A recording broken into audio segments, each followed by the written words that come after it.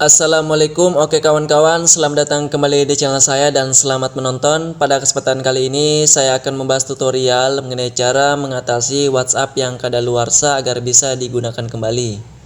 Oke, di sini saya akan masuk di WhatsApp saya ya.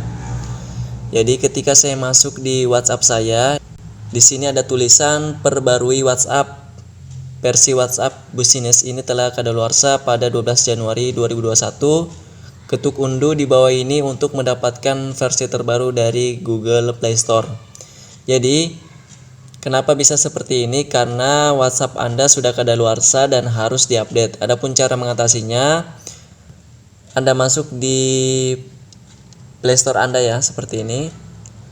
Kemudian Anda tuliskan di atas WhatsApp Business ya, sesuai dengan WhatsApp yang kadaluarsa.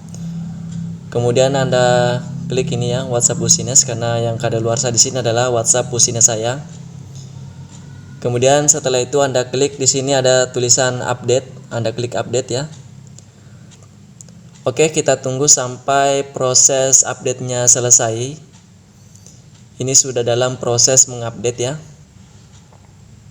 Oke, sekarang proses menginstal. Kita tunggu sampai proses menginstal update-nya selesai.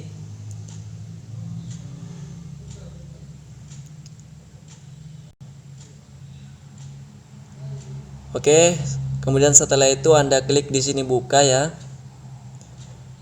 Anda klik buka, kita coba lihat kembali apakah WhatsApp yang kadaluarsa tadi sudah pulih kembali dan bisa digunakan kembali. Dan ternyata ini sudah bisa digunakan kembali dan sudah berhasil.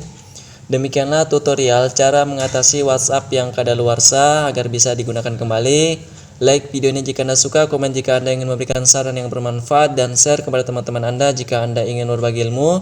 Saya akhiri, wassalamualaikum, sampai jumpa pada video berikutnya.